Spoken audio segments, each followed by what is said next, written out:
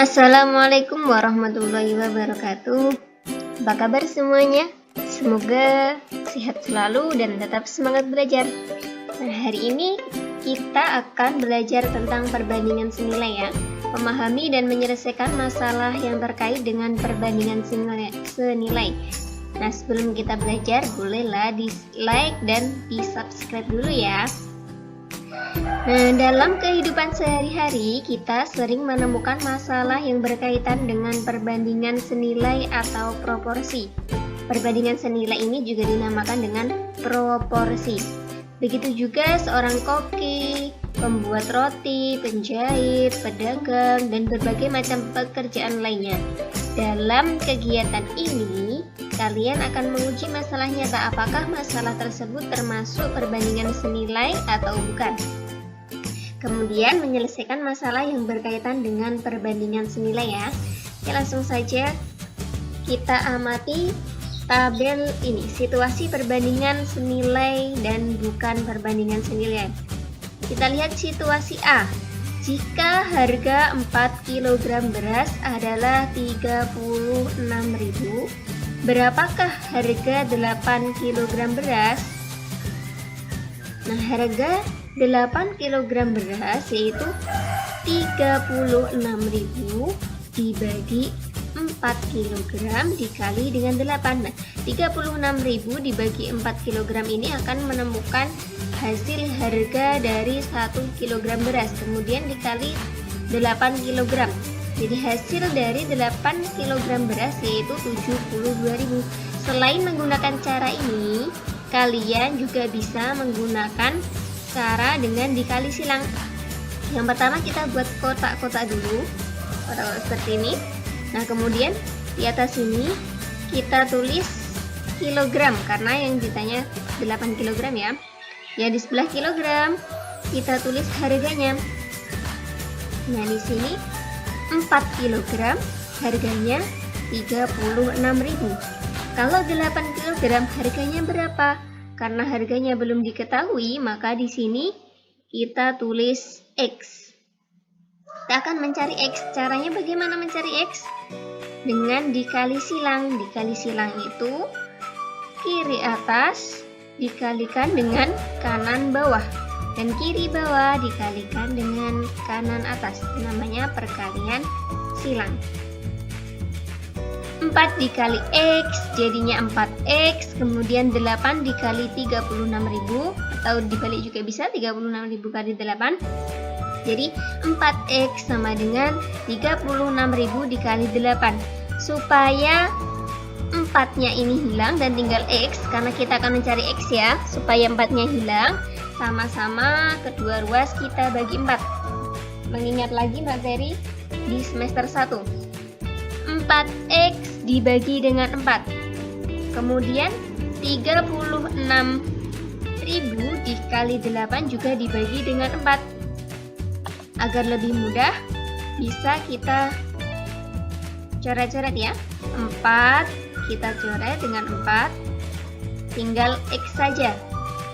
8 kita coret dengan 4, berarti di sini ada 2. X sama dengan 36.000 dikali 2. Berarti X-nya berapa? X-nya adalah 72.000. Jadi, harga 8 kg beras adalah 72.000. Di sini ya. Jadi, kalian bisa menggunakan cara yang pertama ini, bisa juga menggunakan cara yang kedua. Tinggal milih kalian paham yang mana.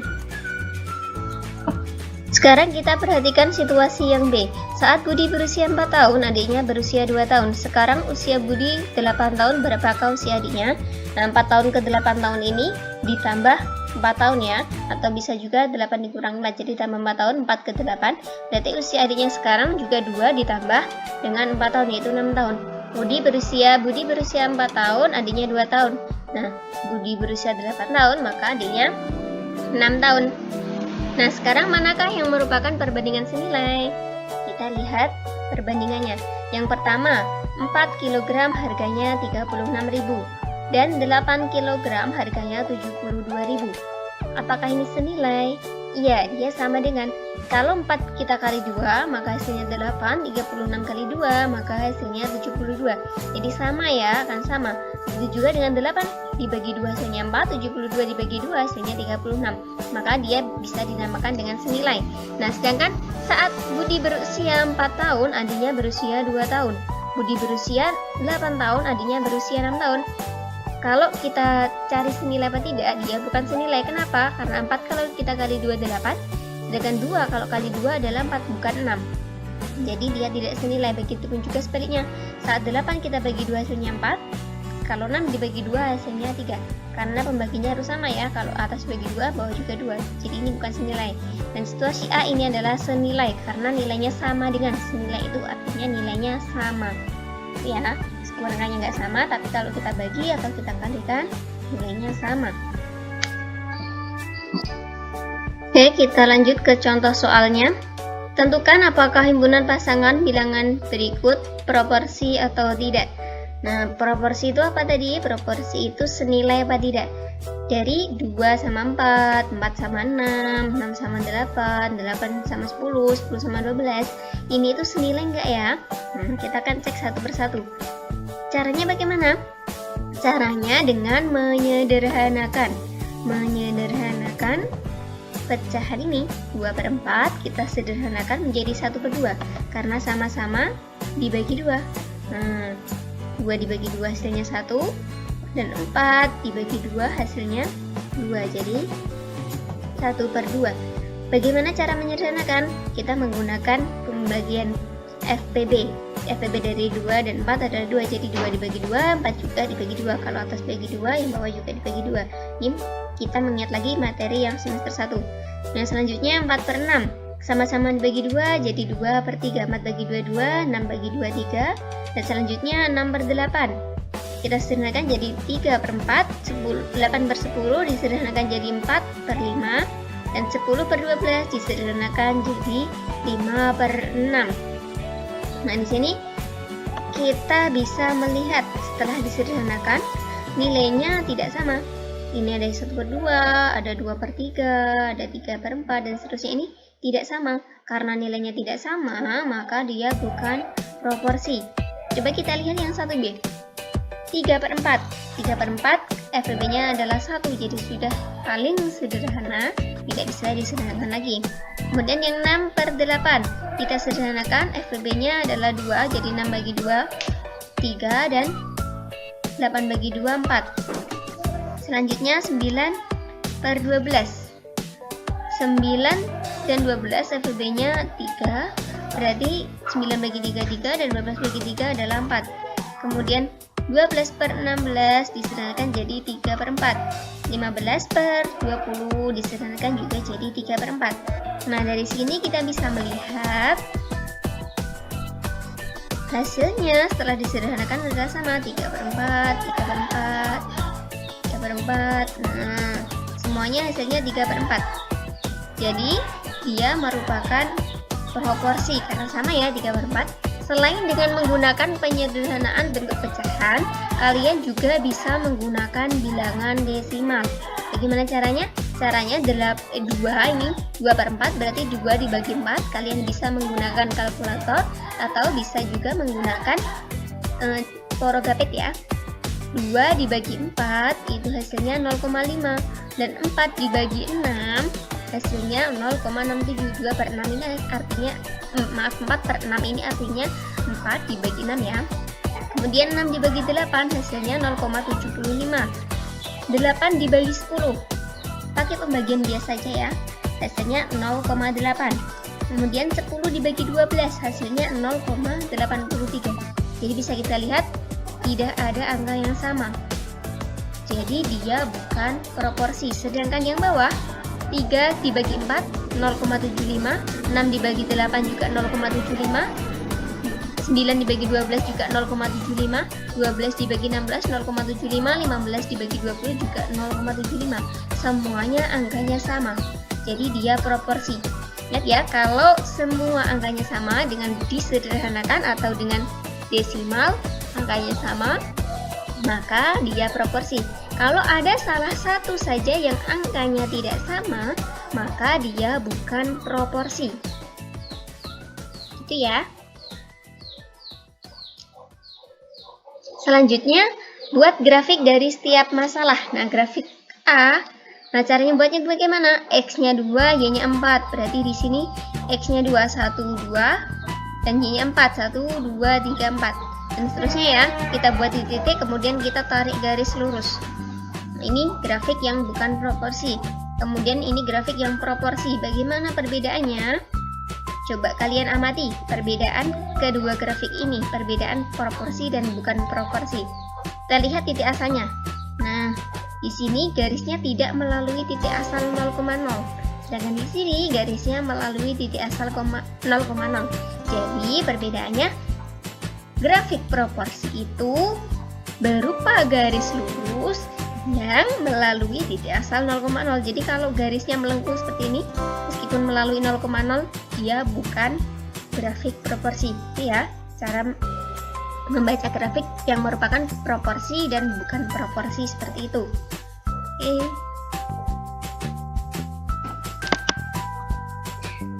Kita lanjut ke contoh selanjutnya. Sebuah mobil memerlukan 1 liter bensin untuk menempuh jarak 11 km.